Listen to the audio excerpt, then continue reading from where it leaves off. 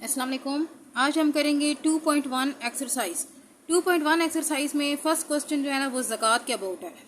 ठीक है, तो हमने ज़कात जो है ना वो मालूम करनी है। ज़कात लिख के तो मैंने इक्वल लगा के आगे क्वेश्चन मार्क लगाया है और उसके बाद उसने कहा कि जो गोल्ड का रेट है ना, ठीक है, जितना मतलब गोल्ड वहाँ पे पड़ा हुआ है उनके पास, ठीक है, वो जो रेट है वो मैंने यहाँ पे लिख दिया है।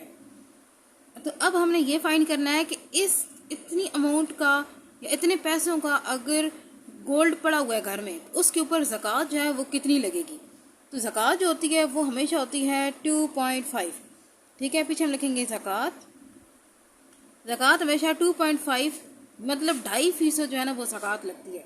अभी हम इसको ना मतलब ख़त्म करेंगे।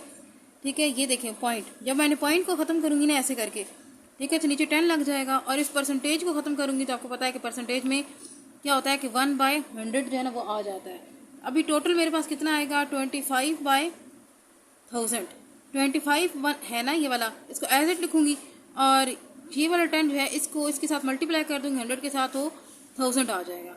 अब वो कहता है कि इसके साथ ना ज़कात फाइंड करके दें। ठीक है, तो यहाँ मैं लिखूँगी ज़कात ऑन गोल्ड कि ज़कात जो है ना वो गोल्ड के ऊपर कितनी है। तो फिर मैंने यहाँ पे लिखना है 25/1000, आगे मल्टीप्लाई करके ना 11 10 और 1000। ठीक है, तो इस तरह से मैंने लिख दिया। अब क्या करना है कि ये 3 0 जो हैं इन 3 के साथ मैंने कट कर देने। जब मैंने कट कर दिए हैं, अब जो है पीछे जैसे 25 है और उसके साथ मल्टीप्लाई करना है 11 और 1 इस तरह। ठीक है, तो कितनी इसके ऊपर आएगी ज़कात 27,750। ठीक है, तो ये आपका आंसर आ जाएगा। भाई इतनी ज़कात इसके ऊपर लगेगी। उसके बाद जो नेक्स्ट क्वेश्चन है उसमें ये थोड़ा ये देखें, ये आपको समझ आ गई है, ये आसान था। सिर्फ आपने क्या करना है 2.5% लगाना है, इसका पॉइंट ख़त्म करना है। ठीक है, और साथ में ये ना जो परसेंटेज है इसको भी ख़त्म करना है, तो 125/1000 आ जाएगा। उसी के साथ आपने फिर क्या करना है, इस चीज़ को जो है ना मल्टीप्लाई कर देना, फिर हमारे पास ये आंसर आ जाएगा। अभी हमने ये देखना है कि अगर गोल्ड हमारे पास 10 तोला हो, ठीक है, और सिल्वर जो है ना वो 40 तोला हो, तो उसके बाद फिर वो कहता है कि अगर हम इनके ना रेट बताएं तो एक तोले का रेट जो है वो 40,000 है। अभी तो 40,000 खैर नहीं है। और सिल्वर जो है ना वो 5,000 है। तो उसके अकॉर्डिंग फिर ज़कात की भी बताएं, ज़कात बताएं गोल्ड की भी और सिल्वर की भी। सबसे पहले इसने बात की है गोल्ड जो है ना वो 10 तोला है। ठीक है, तो अगर हम इसकी प्राइस जानना चाहते हैं, इसकी प्राइस टोटल कितनी है 10 तोले की, क्योंकि एक तोले की जो प्राइस है ना वो यहाँ पे 40,000 है। तो यहाँ मैं क्या लिखूंगी RS ऑफ गोल्ड। ठीक है, मैंने गोल्ड के जो है ना वो रेट्स निकालना है। तो गोल्ड के रेट्स मुझे कैसे पता लगेगा, 10 को मल्टीप्लाई कर दूंगी 40,000 से। ठीक है, तो ये मेरे पास कितना आ जाएगा इस तरह से, ये तकरीबन 4 लाख बन जाएगा। क्योंकि ये जो ज़ीरो है ना उसको सिर्फ जस्ट हम यहाँ पे एक इंक्रीज़ कर देंगे। आप इन दोनों को मल्टीप्लाई करके देख लो तो आपके क्या होगा, पहले 4 होगा और उसके बाद 5 0 आ जाएंगे। फिर अब मैं जो है ना इसकी रेट्स सिल्वर के निकाल लेते हैं।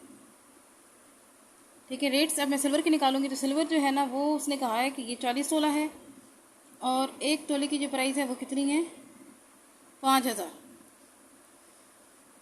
ये 20 हो गया और उसके आगे जो है ना वो इस तरह 0, ये इन दोनों का आपस में मल्टीप्लाई है तो 20 और ये साथ में 4 जो 0 है ये साथ आएंगे एज इट, ये वाले 3 और ये वाला 1। ठीक है, और ये 4 5 का 20 इस तरह से। अभी ये टोटल है। तो अभी हम ना देखें, अब 2 मेथड है। 2 मेथड ये हैं कि आप टोटल जो है ना वो ज़कात बता दें इन दोनों के ऊपर, गोल्ड और सिल्वर के ऊपर टोटल ज़कात कितनी है, तो वो दोनों का इकट्ठी फाइंड कर लें, या फिर गोल्ड के अलग कर लें सिल्वर के अलग कर लें। अगर हम गोल्ड के अलग करते हैं सिल्वर के अलग करते हैं तो ये मेथड थोड़ा बड़ा हो जाएगा। अभी हम जो है ना वो सीधी सीधी ज़कात जो है वो पूरी की पूरी निकाल लेते हैं। तो अगर बजाय कि हम इतना लंबा चौड़ा मेथड करें और अलग अलग फाइंड करें फिर उनको आखिर में प्लस करें, तो बेहतर यह है कि हम इन दोनों को इकट्ठा कर लेते हैं। अभी हम क्या करेंगे, इन दोनों के रेट्स जो है ना वो कलेक्ट कर लेंगे। ठीक है, तो हम लिखेंगे यहाँ पे बोथ रेट्स। ठीक है, दोनों के रेट्स कितने थे, तो वो हम सारी सी बात है 400,000 में प्लस कर देंगे 200,000, हमारे पास क्या आएगा टोटल 600,000 जो है ना टोटल रेट आ जाएगा। अब इसके ऊपर हम ज़कात फाइंड कर लेंगे। ज़कात आपको पता है कि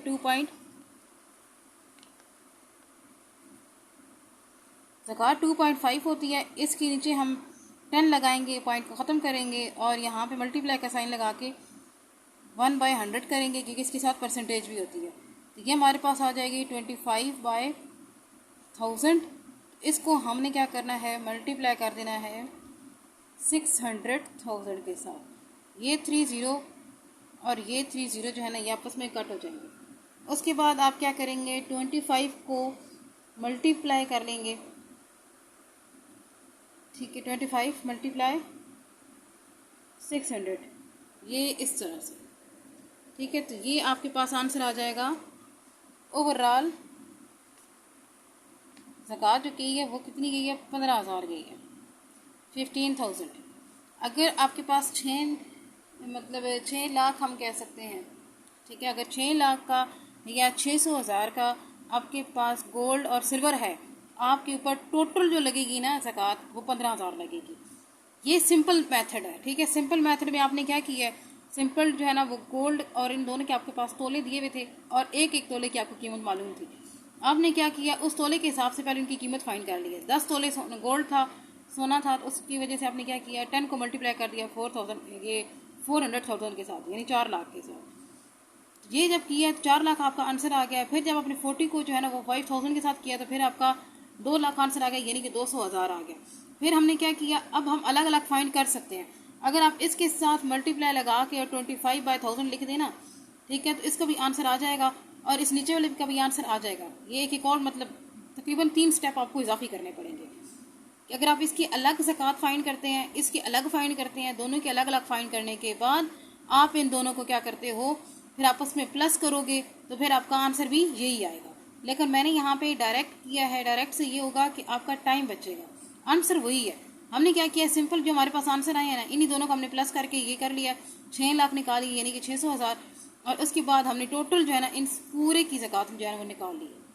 क्योंकि ज़कात ऐसे जो होती है वो 2.5% होती है, चाहे वो सोना हो या गोल्ड हो या कपड़े हो या सामान हो या जूते या कोई भी चीज़ हो, जो ज़कात होती है वो 2.5% ही है, उसके अलावा नहीं है। होपफुली आपको ये जो है ना ये दोनों क्वेश्चन समझ आ गए होंगे। इसी तरह के जो है ना वो आगे क्वेश्चन हैं उनको सॉल्व करने की कोशिश करें। जहाँ पे आपको मतलब थोड़ी डिफ़िकल्टी फील हो तो आप मुझे बताएं।